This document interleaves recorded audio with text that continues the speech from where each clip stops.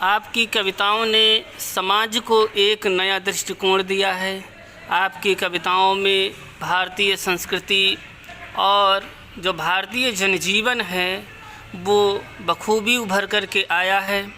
आपकी कविताएं निश्चित रूप से अर्थ की दृष्टि से, भाव की दृष्टि से बहुत ही सूक्ष्म हैं, बहुत ही उनमें एक प्रकार की अंतर्दृष्टि है जो पढ़ने वाले पाठक को एक नया जीवन देती है, पाठक में नया उत्साह और उसमें चेतना का एक अनवरत प्रवाह पैदा करती है। ये आपकी कविताओं की ताकत है कि आपकी कविताओं को पढ़ करके पाठक प्रभावित होता है और वह प्रभाव क्षणिक नहीं होता है, वह प्रभाव दीर्घ समय तक रहता है और जीवन को ही बदल देता है। आपका संग्रह 2004 में आया था, क्यारी केसर की। इस संग्रह की बहुत प्रशंसा हुई और इस संग्रह की कविताएं मैंने भी पढ़ी हैं, मुझे भी सौभाग्य मिला है। बहुत ही अच्छी कविताएं हैं। इन कविताओं से नई पीढ़ी में अच्छे भाव पैदा होंगे, नई पीढ़ी में एक नैतिक मूल्यों का विकास होगा, नई पीढ़ी में अंतर्जीवन के मूल्य जो हैं उनका विकास होगा। क्योंकि आज के समय में जो विज्ञान है उसने बहुत प्रगति की है।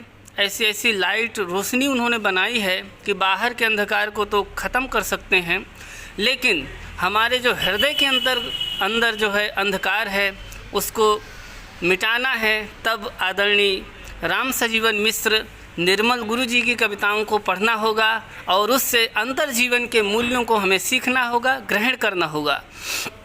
फतेहपुर जनपद गंगा यमुना के द्वाबा में बसा हुआ है। बहुत समृद्ध और उर्वर भूमि रही है, बहुत ही समृद्ध रहा है यह जनपद।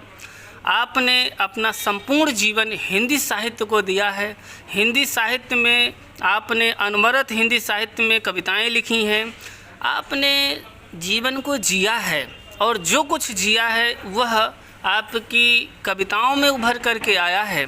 आपका अनुभव, आपका जीवन वो कविताओं में उसकी अनुभूति है, उसका अनुभव है। ये बहुत अच्छा लग रहा है आपसे बातचीत करते हुए। तो आपका बहुत बहुत स्वागत है आदरणीय गुरुजी। और आज हम आपसे बातचीत कर रहे हैं, मुझे बहुत खुशी हो रही है। मैं जानना चाहता हूं कि आपके बचपन का वो परिवेश किस तरह का था। जब आपका बचपन था, उस समय के आपके मित्र, उस समय का समुदाय, उस समय त्यौहार किस तरह से मनाए जाते थे, किस तरह का जीवन था। आप अपने बचपन की कुछ यादें हमसे साझा करिए। बहुत बहुत धन्यवाद। आज ये ईश्वर की अनुकंपा है, भगवत कृपा है, सौभाग्य की बात है कि श्री विमल कुमार जी प्रभाकर हमारा परिचय ले रहे हैं, आज आए हैं हमारे पास। ये शोधार्थी कर्नाटक केंद्रीय विश्वविद्यालय के छात्र हैं और जैसा कि इनका उपनाम प्रभाकर का कार्य तो होता है प्रकाश देना। अपने सूझबूझ से, अपने नवकी उत्साह से मुझे भी प्रकाश मिलेगा, इसी आशा से मैं पुनः इनका स्वागत करता हूँ। अभी प्रश्न आपने किया अपने बचपन के समय का जी। तो जहाँ तक मुझे याद है, बचपन उस समय का कंटकाकीर्ण रहा अर्थ के दृष्टिकोण से, लेकिन सौभाग्यशाली मैं रहा कि मेरे दिव्य माता पिता थे जी। जिनका प्रभाव मेरे संस्कारों में आया। मेरा जन्म 31 जुलाई 1947 को हुआ था। 5 बहनों में मैं अकेला भाई था, इसलिए प्राणों से अधिक प्रिय मैं परिवार के लिए था। आज स्मरण करके मुझे हार्दिक थोड़ा दुख हो रहा है, वेदना हो रही है कि मेरा नाम लेकर के किसी ने पुकारा ही नहीं गाँव में। हर जगह मेरे बड़े बहनें, मेरे माता पिता बबुआ कह के मुझे पुकारते। जी। तो वो बबुआपन आज भी मुझे शैशव की उस वात्सल्य की अनुभूति कराता है। पिताजी के कृपा से, उनके परिश्रम से उस समय की पढ़ाई रटंत वाली हुआ करती थी। हाँ। और मैं बता रहा हूँ कि पौआ, अद्धा, पौना, सवैया, डेढ़ा, अढ़ैया, घ्योंचा, प्योंचा, ये 40 तक मुझे कंठाग्र थे और पहाड़ा 40 तक का मुझे कंठाग्र था। हाँ। परिणाम ये हुआ कि जब पट्टिका पूजन के लिए पिताजी मुझे ले गए प्राइमरी पाठशाला तारापुर, उस समय वहाँ हेडमास्टर आदरणीय ठाकुर अजमेर सिंह जी थे, जो अपने समय के कांधी के निवासी थे वो जी। और अपने समय के बहुत प्रसिद्ध शिक्षक थे वो। अच्छा। जब मुझसे मेरा परीक्षण किया उन्होंने, तो उन्होंने कहा पिताजी से, मिश्र जी ये लड़का 4ठी कक्षा की क्षमता रखता है, मैं इसे डायरेक्ट 4ठी कक्षा में बैठा देता हूँ। पिताजी ने कहा जैसा गुरु जी आप चाहें। और 8-6 महीना बाद उन्होंने कहा 5वीं की परीक्षा इसको दिलाऊंगा। तो पिताजी ने हाथ जोड़ा और कहा अभी इतना कोमल है, इसकी कमर टूट जाएगी, इतना भार न लीजिए। परिणति क्या हुई कि मेरे साथ ही पढ़ने वाले छात्र मुझसे 3-3 साल बड़े थे और मैं उनसे 3 साल छोटा था, क्योंकि मैं डायरेक्ट कक्षा 4 में मैं एडमिशन लिया, प्रवेश लिया। और हाई स्कूल सन 1962 में जब मैंने परीक्षा दी तो 3 गांव की बस्ती तारापुर, असवार, बादलपुर में हाँ। केवल मुझे ही सफलता उत्तीर्ण होने की मिली थी। हाई स्कूल में? जी, हाई स्कूल में शेष लड़के अनुत्तीर्ण हो गए थे। ये मैं अपने जीवन का गौरव मानता हूँ। और संस्मरण भी है, जैसे 6वीं कक्षा में सन 1957 में जब मैं प्रवेश के लिए भदवा गया तो वहाँ ठाकुर दुलारे सिंह जी हेडमास्टर थे। ठाकुर दुलारे सिंह वीर नाम से कविताएं लिखते थे। वो भी कवि थे? कवि थे, उच्च कोटि के। जी हाँ। और संयोग की डीग के रहने वाले वो थे। तारापुर पड़ोसी गांव है हमारा। जी। तो सायंकाल रिजल्ट 5वीं का निकला। उस हर्षोल्लास में उन्होंने योजना रखी कि आज काव्य संध्या का आयोजन किया जाए। जी। बाल रूप मैं भी प्रसन्न था ही। मैंने कविताएं सुनाई तो मुझसे मुग्ध होकर ठाकुर दुलारे सिंह ने मेरे पीठ पर हाथ रखा और कहा ये बालक भविष्य में एक कवि बनेगा। शायद वही उनका आशीर्वाद मुझे इधर ले आया और मैं लिखने की ओर प्रवृत्त हुआ। तो बचपन आपका गांव में बीता? जी। और दादी नानी की कुछ यादें आप हमसे साझा करिए, माता पिता की कुछ यादें। जी हाँ। बचपन में दादी नानी। वो स्मरण मुझे आ रहा है कि जिस दिन नानी, हमारा गांव है कानपुर जिले का महुआ गांव। जी। पिताजी यहाँ ससुराल में जायदाद पाए थे क्योंकि मामा हमारी नहीं थी। हमारी माँ अपनी पिता की अकेली संतान थी। जिस दिन नानी की मृत्यु हुई उस समय पैदल ही शव को लेकर के कुटिया गुनीर लोग ले जाते थे, नज़दीक पड़ता था गंगा घाट। तो पिताजी ने कहा कि ये अकेला रहेगा यहाँ तो रोएगा। तो पड़ोस के एक लड़के से कहा कि इस बउआ को हमारे लेते जाना स्कूल, तो वहाँ ये मन बहला रहेगा इसका। वही दिन नानी का स्वर्गवास होना और मेरा विद्यालय गमन, वही दिन निश्चित हुआ था। ये संस्कार। दूसरी बात, मेरी पिताजी तो दिव्य पुरुष थे। यद्यपि वो पुरोहिती नहीं करते लेकिन उन्हें गीता, श्रीमद् भागवत और अन्य ग्रंथों का बड़ा अभ्यास था। मुझे याद है मैं कभी कभी कुछ गीता के श्लोक पढ़ा करता था या कभी कल्याण के कोई श्लोक पढ़ाता तो कहते थे रुको, इसकी अगली अर्धाली मैं पूरा करूँगा। और उनका एक प्रसिद्ध श्लोक मुझे याद है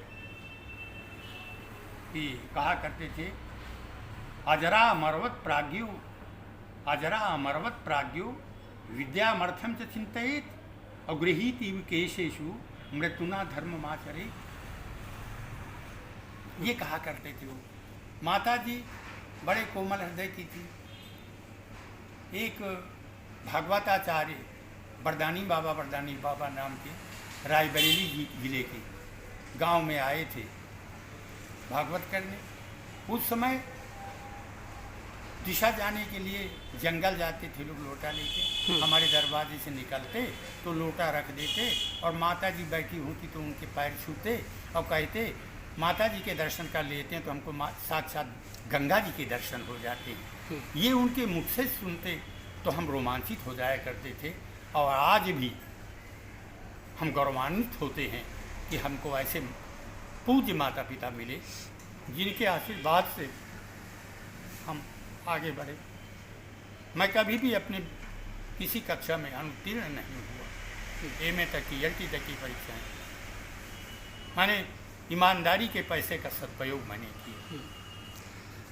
हाई स्कूल के बाद आपकी पढ़ाई आगे कक्षा 11-12 की वो कहाँ से हुई? हाई स्कूल तक तो मैंने भरसमा इंटर कॉलेज से ही किया जी, जहाँ मैं प्रथम प्रवक्ता बनकर के हिंदी का गया और वहीं 12 साल प्रिंसिपल रह करके मुझे सेवानिवृत्ति मिली जी। ये गौरव की बात मुझे है। हाँ, इंटर और BA की शिक्षा मेरी फतेहपुर जनपद से हुई। अच्छा, फतेहपुर शहर से। जी।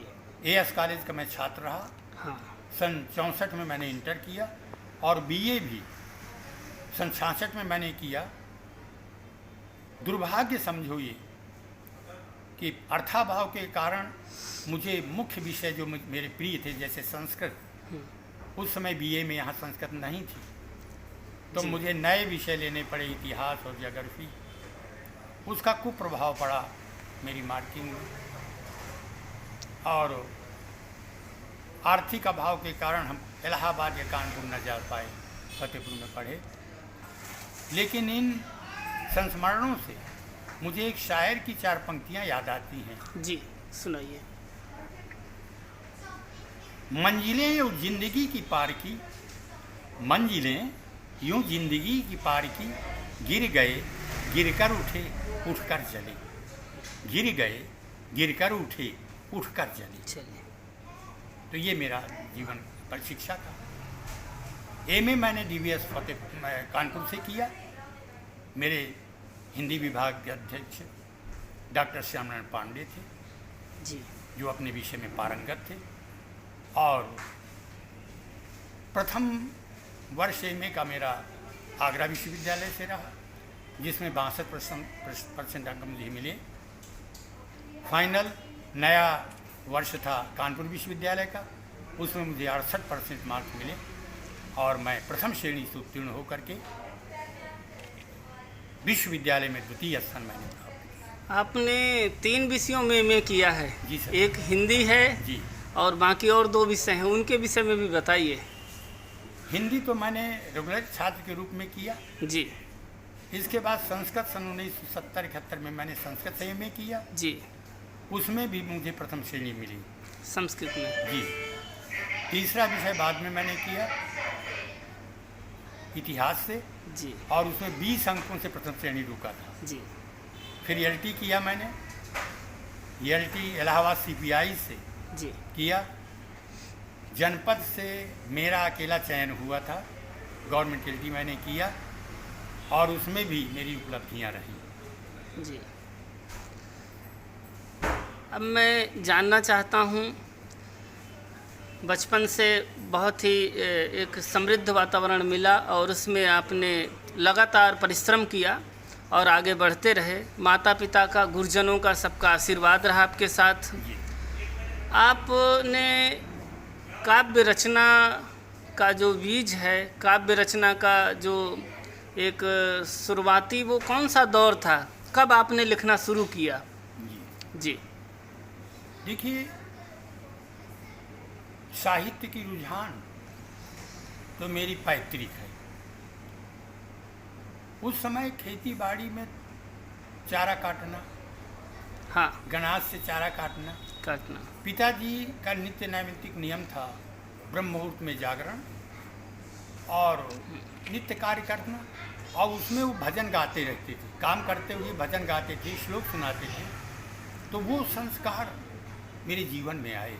जी मैं भी गायन के प्रति, यानी सनातनी अपने धर्म के प्रति, जी मेरे हृदय में जन्म से ही अंकुरण रहा। जी और इसके बाद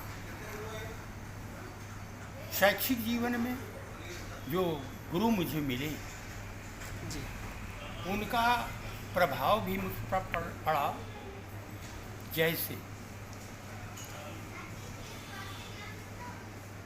प्राइमरी स्तर में जनपदीय खेलकूद प्रतियोगिताएं हो रही थीं। जी उस समय अंत्याक्षरी प्रतियोगिता में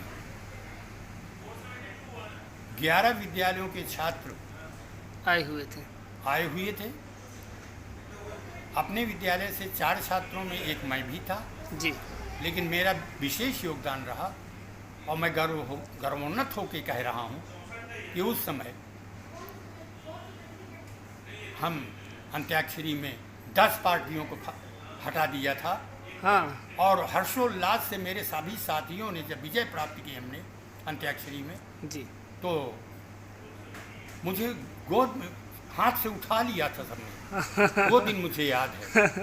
अब आप पूछेंगे तैयारी कैसी थी अंत्याक्षरी की, तो मैं बताना चाहूँगा जी जी बिल्कुल कि अनेकों छंद ऐसे मैंने तैयार किया था जिनके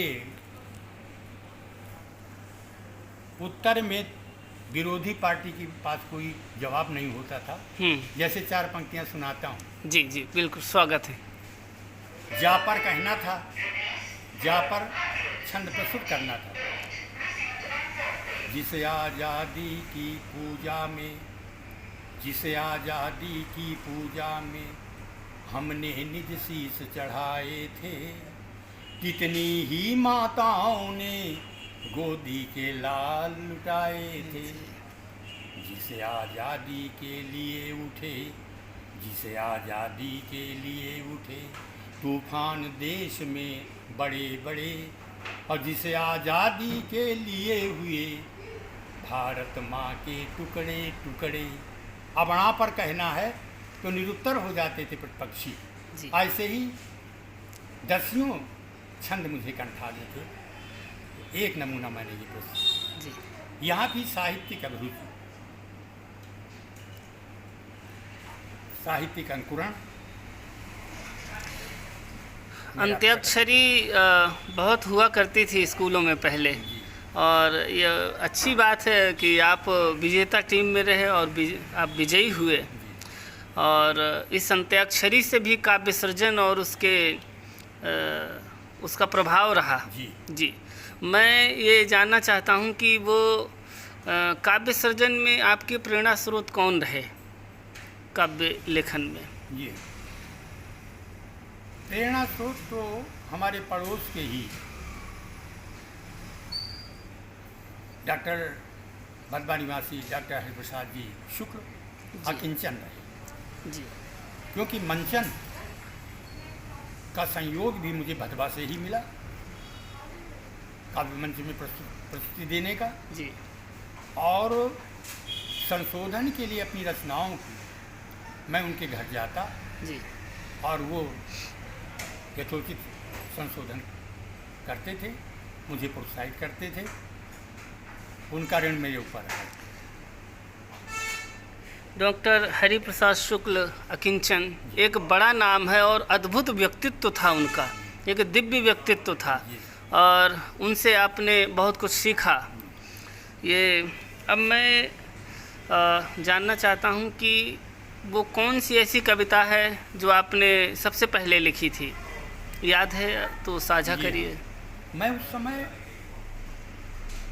समझो हाई स्कूल का छात्र था, जी और तब गंगा नहाने के लिए साधन नहीं मिला करते थे, पैदल जाते थे लोग। जी तो मैं भी अपने 3-4 साथियों के साथ पैदल कुटिया गुनीर गया जी। गंगा स्नान के लिए। हाँ वहाँ पर और उस समय जल प्रवाह किए जाते थे, जी। दाह संस्कार बहुत कम होते थे। नहीं होता था। हाँ तो उसका प्रभाव ये पड़ता था कि गंगा के तट पर बहाव के साथ कंकाल, मानव के सिर के कंकाल, ये सब इकट्ठा होते।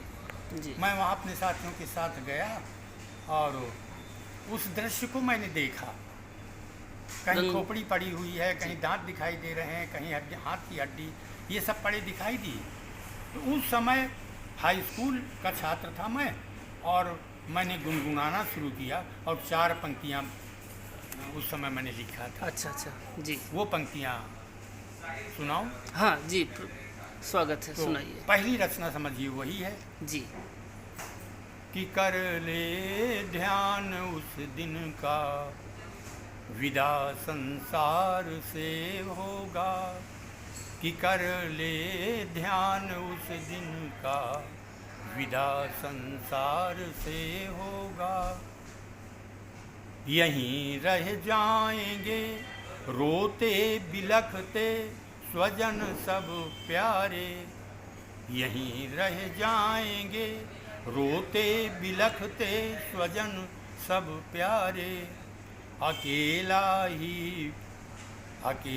ही मिलन तेरा, यम के दरबार से होगा।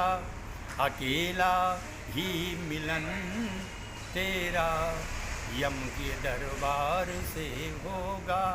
कि कर ले ध्यान उस दिन का, विदा संसार से होगा।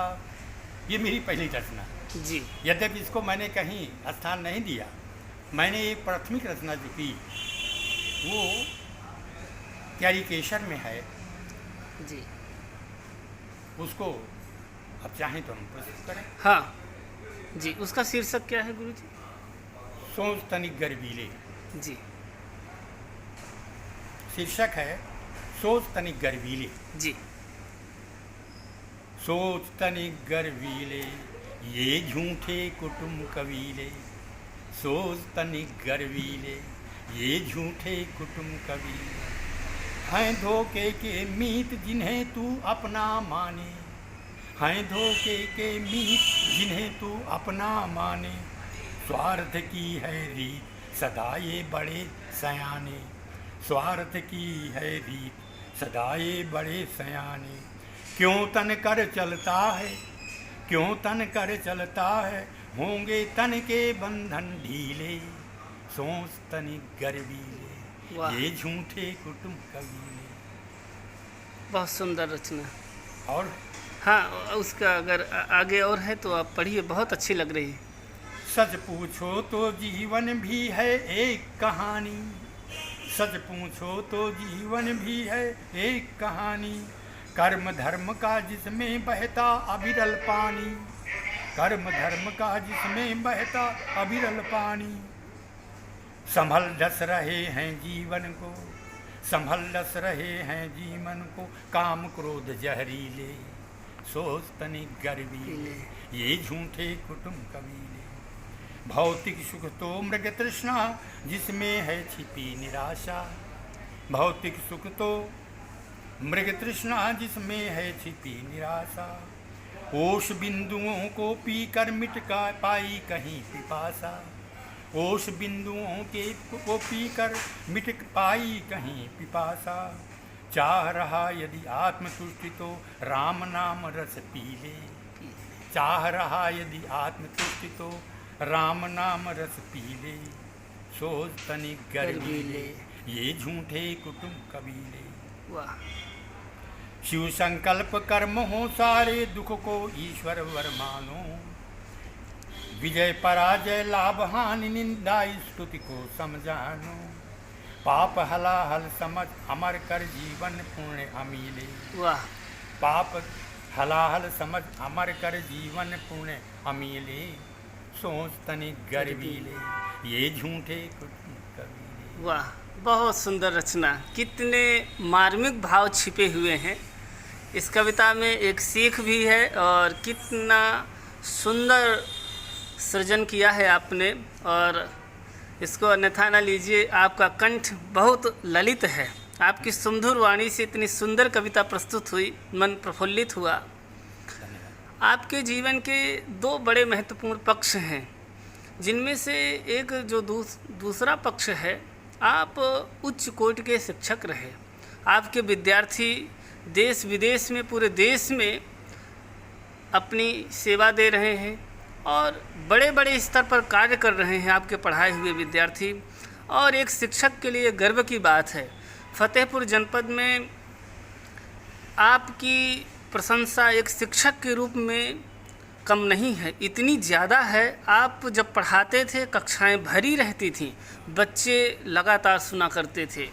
मैंने तो यहाँ तक सुना है कि बच्चे इतने उत्साहित रहा करते थे कि उनको घंटे का पता नहीं चलता था कि समय कब बीत गया, मंत्रमुग्ध होकर के पढ़ा करते थे। आपका एक समृद्ध सेवा काल रहा है।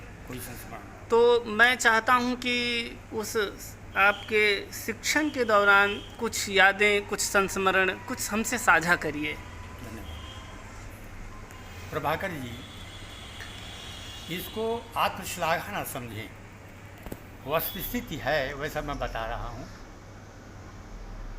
इंटर कॉलेजेस में तब पैनल इंस्पेक्शन हुआ करते थे जी। इंटर कॉलेज के प्रधानाचार्य उसमें होते थे, डीआईएस होते थे, जो शिक्षण कार्य शिक्षकों का देखते थे, उसकी समीक्षा करते थे जी। मैं हिंदी का प्रवक्ता था, इंटर की कक्षाएं पढ़ाने का संयोग मिला मुझे सौभाग्य जी। मुझे याद है वो क्षण, डीआईएस यहाँ थे लालचंदन प्रसाद जी जी। और जीआईसी के प्रिंसिपल दर्शन सिंह जी जी। सिख थे, वो जी। सिख धर्म था उनका जी। वो आए थे और मैं इंटर में रसखान के छंद पढ़ा रहा था जी। वो छंद थे, सुनाइए गुरुजी। या लकुटी अरु कामरिया पर, या लकुटी अरु कामरिया पर, या लकुटी अरु कामरिया पर, राज तिहूँ पुरी को तजिडार। तजिडारों या लकुटी अरु कामरिया पर, राज तिहूँ पुर को तजिडारों, आठों सिद्धि नवों निधि को सुख, नंद की गाय चराए विसारों, रस खान कबों इन आँखिन सो, रस खान कबों इन आँखिन सो, ब्रज के बन बाग तड़ाग निहारों, कोटि कहू कल धौत के धाम, करील की कुंजन ऊपर वारों। संयोग से दर्शन सिंह जी देख रहे थे जी। और मैं बराबर आठों सिद्धि नवों निधियों को, अणिमा गरिमा महिमा प्राप्ति पराकाम ईशक और वशित्व, ये 8, और उधर करकोटक शंख महाशंख पद्म, इस तरह 9 निधियों का उल्लेख बोर्ड में कर रहा था जी। तो उन्होंने समीक्षा में मेरी लिखा था कि शिक्षक हिंदी में पारंगत है। छात्र मंत्रमुग्ध होकर शिक्षक की बात सुन रहे थे। शिक्षक बोर्ड में लिख क्या रहा था, मानो मोती जड़ रहा था। वाह। और अगला वाक्य उन्होंने लिखा कि एक हीरा यहाँ धूल में पड़ा हुआ है। मुझे वो क्षण याद है। दूसरे वर्ष सूर का पद मैं पढ़ा रहा था जी। और आदरणीय श्री के त्रिवेदी जी, जी। जो नेहरू कॉलेज के प्रधानाचार्य थे, वो आए हुए थे पैनल में निरीक्षण के लिए। जी। तो उन्होंने देखा मेरा अध्यापन, वो भी प्रभावित हुए और उन्होंने लिखा था कि अध्यापक अपने विषय में पारंगत है और सूर के पद पढ़ाते समय मैं स्वयं ये भूल गया, विस्मित हो गया, आत्मविभोर हो गया कि ऐसा लग रहा था कि मैं भरसमय इंटर कॉलेज में नहीं, मैं ब्रज में बैठा हुआ हूँ, ऐसा वर्णन किया। वो क्षण मुझे आज भुलाए नहीं भूलते हैं। आज भी मैं आत्मगौरव अनुभव करता हूँ, आत्मतुष्ट अनुभव करता हूँ। आप जिस तरह से पढ़ाते थे, आपके विद्यार्थी जीवन में कभी भूल नहीं पाए। मैंने उनसे बात किया है, हमारे गांव के भी कई लोग ऐसे हैं जिनको आपने पढ़ाया है, हमेशा आपको याद करते हैं, वो कभी भूल नहीं पाए। मैं अपना सौभाग्य मानता हूँ। और अपने फतेहपुर में बहुत सारे साहित्यकार हुए और वर्तमान में भी हैं। मैं चाहता हूं कि फतेहपुर के जो साहित्यकार हैं, आप उनमें से हमें कुछ लोगों के विषय में बताइए।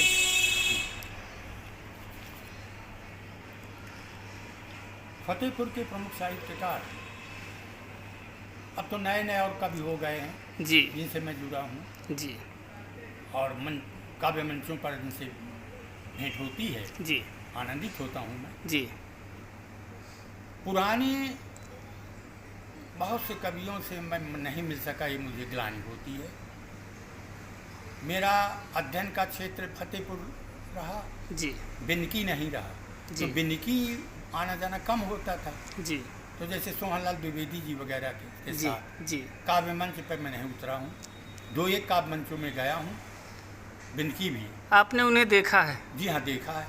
जी। उनकी रचनाएं बड़े गर्व से मैं पढ़ाता हूँ। मैंने कहीं पढ़ा हुआ है, आपने पंडित जी पर एक कविता भी लिखी है। जी। तो मैं चाहता हूँ कि वो कविता आप सुनाएं, हमसे साझा करें। राष्ट्रीय कवि सोहनलाल द्विवेदी पर जी। कविता आपने लिखी है और मैंने पढ़ा है, बहुत ही सुंदर कविता है।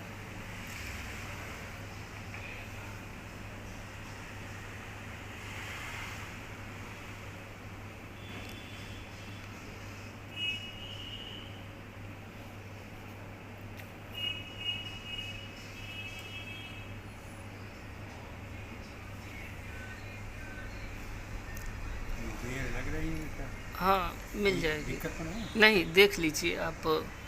हाँ, मिल गई। जी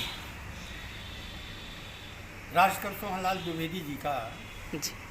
अभिनंदन होना था कहाँ पर? बिनकी में। जी तो मुझे पहले से मालूम हुआ को तो ये था कि यदि समय मिलेगा तो, यदि आमंत्रित किया गया तो मैं भी जाऊंगा। जी तो उसी समय मैंने 4 पंक्तियां उनके विषय में लिखी थी। जी जी, मैं सुनना चाहता हूँ। वही मैं सुनाऊं। जी जी जी। जिनके पढ़कर गीत चढ़ गए युवक देश बलवेदी, जिनके पढ़कर गीत युवक चढ़ गए देश बलवेदी, बिनकी के थे लाल राष्ट्रकवि सोहनलाल द्विवेदी। 600 स्मृति हृदय उछाले पाकर दूध बतासा, 600 स्मृति हृदय उछाले पाकर दूध बतासा। और पूजा गीत प्रभाती प्रतिपल जिज्ञासा प्रत्याशा। बच्चों को प्रिय बिगुल बांसुरी प्यारे नेहरू चाचा, जी। बच्चों को प्रिय बिगुल बांसुरी प्यारे नेहरू चाचा। और झरझर झरना झरे चेतना मन मयूर नाचा। बापू के प्रति गीत लिख दी सत्याग्रह धार, और जिसके आगे गई झुक गोरों की सरकार। ये पंक्तियां मैंने आदरणीय द्विवेदी जी के संदर्भ में लिखी थी। लिखी। ये बहुत महत्वपूर्ण बात है और बहुत गौरव की बात है कि आपने पंडित जी को देखा है। वो किस तरह के परिधान पहनते थे, कपड़े उनके किस तरह के रहते थे? हाँ, जैसा सत्याग्रही के कपड़े होते हैं जी। वो बहुधा खादी के वस्त्र पहनते थे।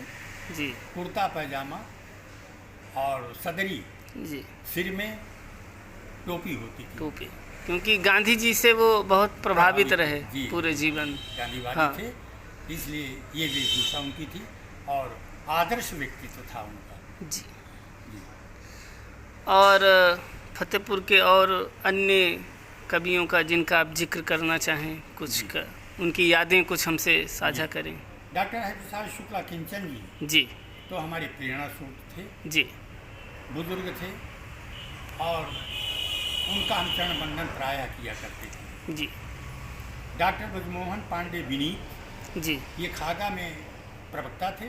जी इनका भी मूल्यांकन के समय में इंटरमीडिएट की उत्तर पुस्तिकाओं की जी मैं भी डिप्टी हेड हुआ करता था जी। और वो भी होते थे। कहीं कहीं तो हम लोग एक ही बैच में मूल्यांकन करते थे, हाँ तो 10 दिन 15 दिन तक उनका सत्संग होता रहता था। आज भी वो हैं, कल सम्मेलनों में मिल जाते हैं, जी तो हम गले मिलते हैं एक दूसरे को। जी डॉक्टर चंद्रिका प्रसाद दीक्षित ललित जी, जी।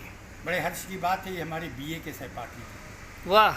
डिग्री कॉलेज हाँ फतेहपुर के ये छात्र है। जी जी मैं भी जी। वहाँ छात्र था। हाँ और सन्निकट हम लोग बैठते थे जी और मधुर बातें होती थी। इस समय वो प्रोफेसर महाविद्यालय बांदा में से रिटायर हुए हैं शायद, जी वो हैं वहाँ। श्री जानकी प्रसाद श्रीवास्तव भदभा के थे। शाश्वत नाम से वो रचनाएं करते थे, जी अच्छी रचनाएं करते थे। इस समय तो वो इस संसार में नहीं है, जी लेकिन उनसे भी हमारी भेंट होती, वो हमें सम्मान देते, हम उनको भी सम्मान देते थे। जी डॉक्टर ओम प्रकाश अवस्थी डीली समालोचक, जो इस समय अभी जीवित हैं, जी वयोवृद्ध समालोचक हैं वो। और बड़े गर्व की बात है कि मेरी रचनाओं की 4 पंक्तियाँ वो गुनगुनाया करते हैं। अच्छा, वो पंक्तियाँ कौन सी हैं गुरुजी?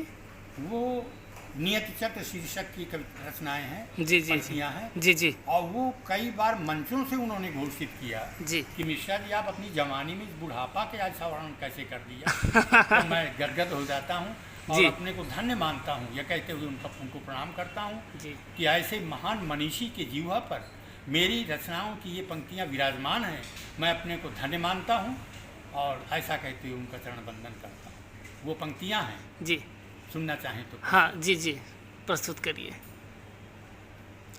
नश्वर जग का गत्वर वैभव सपनों का उपहार बन गया। नश्वर जग का गत्वर वैभव सपनों का उपहार बन गया। अभिलाषाओं के वर्धन का नियति चक्र आधार बन गया। तो जीवन के 3 अवस्थाएं होती हैं जीवन की, जी शैशव, तरुणाई और वृद्धावस्था। मैंने तीनों पर 2-2 चरण लिखे हैं, लेकिन वृद्धावस्था की पंक्तियाँ जो डॉक्टर साहब को ज़्यादा प्रिय थी, जी वो मैं आपके सामने प्रस्तुत करता हूँ। जी जी। दुर्लंघे बनी 2 डग धरती, कंपते कर कौर उठाने में।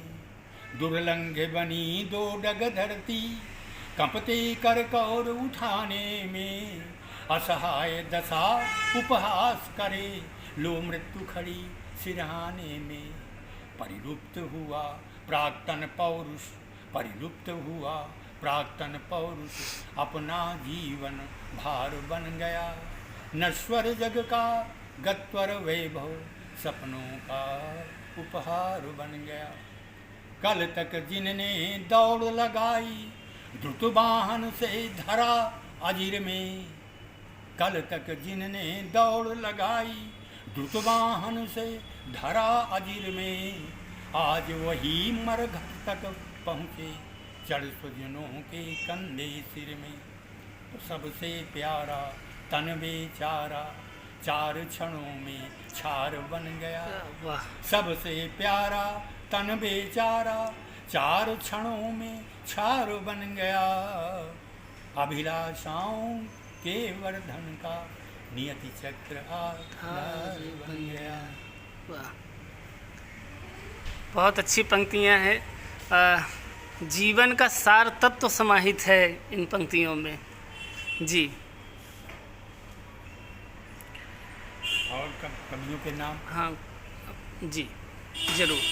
श्री कृष्ण कुमार त्रिवेदी जी, भूतपूर्व प्रधानाचार्य, महर्षि विद्यालय फतेहपुर, यहाँ पर प्रिंसिपल थे जी। और ये विदेश यात्रा भी कराए हैं, जी इस समय संसार में नहीं है। ये इनका भी हमारा सन्निकट का संबंध था, जी। हमसे बुजुर्ग थे, मैं इनका चरण वंदन करता था। डॉक्टर चंद्रप्रकाश पांडे, ये लगभग समवयस्क हैं हमारे, अब भी हैं।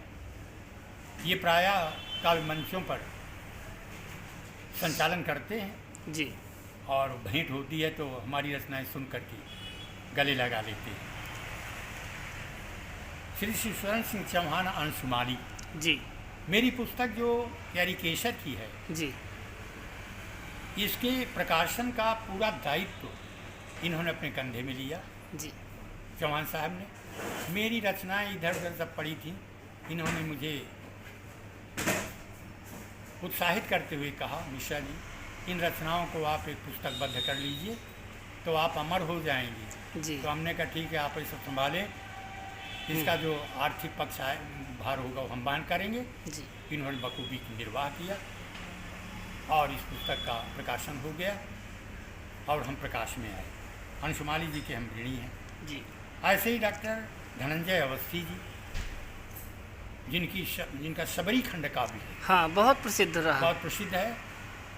काव्य संध्या शबरी के उसमें हम भी पहुँचे हैं 2 अवसर पर। जी और डॉक्टर अवस्थी जी के साथ काव्य मंच पर हमको काव्य पाठ करने का सौभाग्य मिला है। जी उनका आशीर्वाद भी हम पर हमको मिला। इसी तरह डॉक्टर ओम प्रकाश शुक्ल प्रणव जी जो हमारे कॉलेज में ही अध्यापक थे, सहायक अध्यापक, जी ये बहुत हमारे अंतरंग हैं। जी इनकी रचनाएं भी 2-3 हैं किताबें। इनका सानिध्य भी हमको मिलता रहता है, प्रोत्साहित करते रहते हैं, अब भी हमको सम्मान देते हैं। जी तो ये बहुत से और भी लोग हैं, डॉक्टर लंबी श्रृंखला है। बालकृष्ण पांडे जी भी हैं। जी हाँ, बालकृष्ण पांडे जी तो हमारी पुस्तक का जी उन्होंने भूमिकांश लिखा, क्यारी केसर क्यारी की। केसर की, जी और वो भी हमको बहुत हृदय से चाहते थे। बहुत अच्छी बात है, बहुत समृद्ध मित्र समुदाय आपका है। सबके साथ आप जुड़े रहे, हमेशा अभी भी जुड़े हैं। –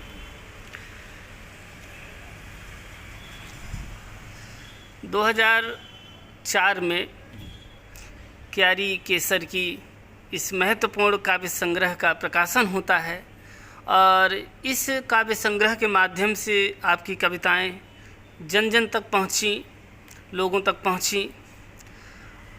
मैं चाहता हूं कि इस संग्रह से कुछ कविताओं के अंश, कुछ कविताएं हमसे साझा करिए, आप सुनाइए कुछ कविताएं क्यारी केसर की संग्रह में जो कविताएं हैं। तो वो जो भी शुद्धाचरण चाहिए सुना दे, ये सुना तो क्या? वो हो चुकी। अच्छा, तो दूसरा हाँ, या फिर और अन्य कोई कविता। हाँ,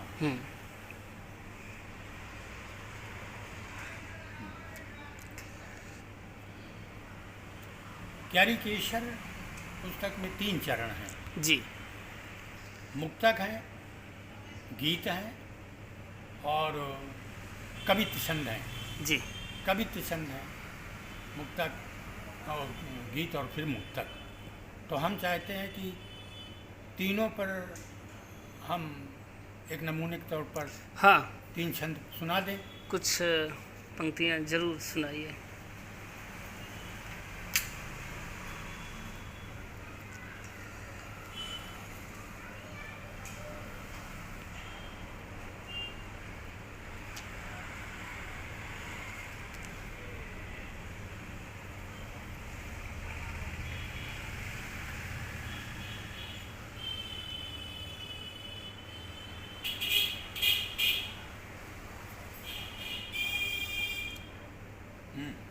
जी पहले हम कवित्त छंद सुना रहे हैं। जी जी रस है श्रृंगार।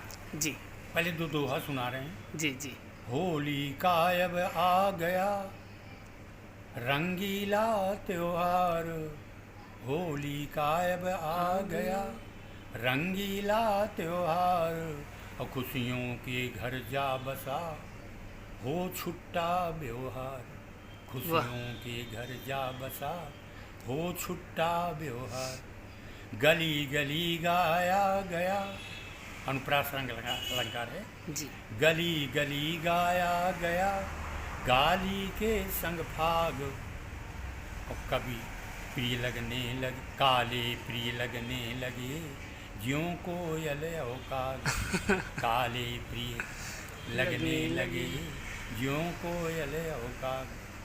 श्रृंगार है, देखें।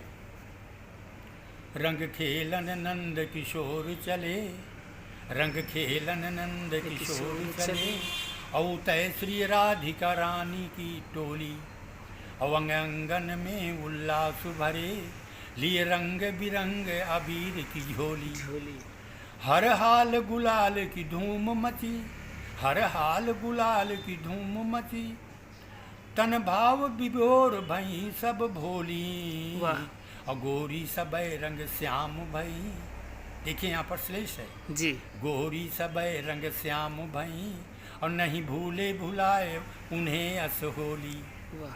दूसरा छंद है, जी राधा की बाह गही मन मोहन, बातन के बस कीन ठिठोली, और मीड़ी कपोलन रोली दई, और पिचकारी से रंग रस बोरी दी चोली। नैनन भाव दिखा मुस्काई के, नैनन भाव दिखा मुस्काई के, वृषभानु लली नंदलाल सो बोली, और मम भाग जगे ब्रजराज सुनो, और तुम रोज ही खेलो आज सी होली। आज सी हो। ब्रजराज मम भाग जगे ब्रजराज सुनो, तुम रोज ही खेलो आज सी होली। एक तो ये कविता छंद है। जी गीत छंदों में जी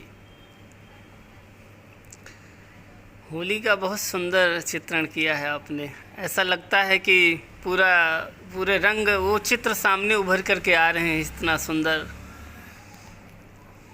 वर्णन किया है आपने। और हमारे ब्रज की होली भी तो बहुत प्रसिद्ध है।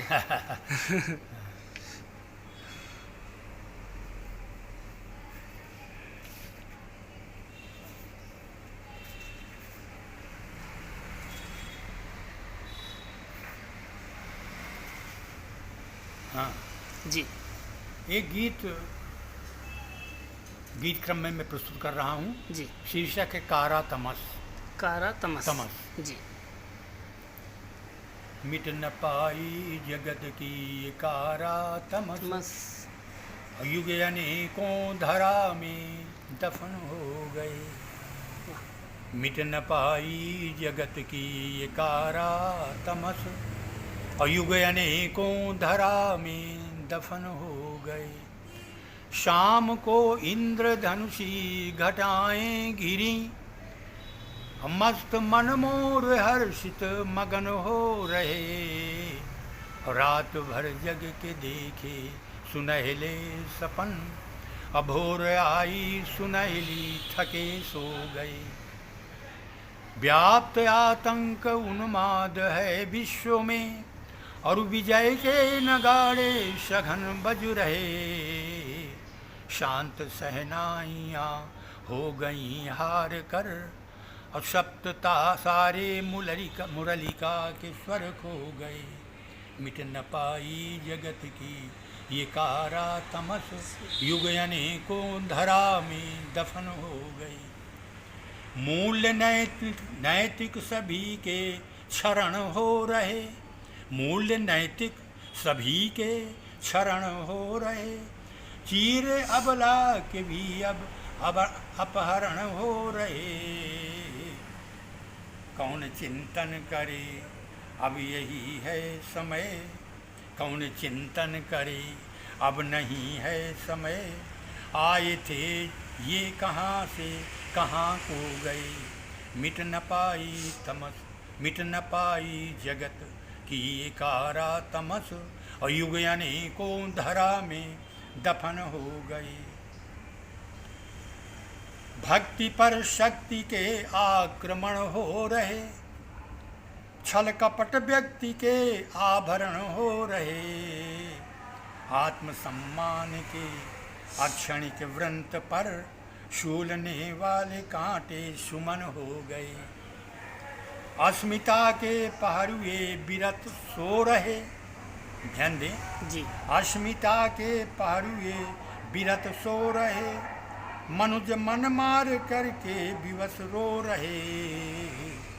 चल रहा नाश का सिलसिला इस तरह, मौत सस्ती है महंगे कफन हो गए।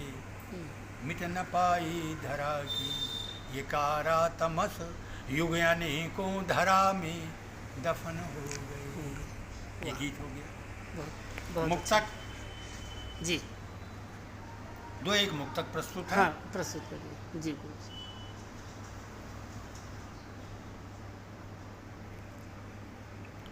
दंभी रावण के परोस से, दंभी रावण के परोस से सागर मान सदा घटता है। दंभी रावण के परोस से सागर मान घटा करता है, और छद्म वेशधारी राहु का शीश कटा करता है। छद्म वेशधारी राहु का शीश कटा करता है। जलधारा के बीच विचरते सहज स्नेह के दीपक, जलधारा के बीच विचरते सहज स्नेह के दीपक, और घर्षण व्यथा भोगता चंदन आग प्रकट करता है। घर्षण व्यथा भोगता चंदन आग प्रकट करता है।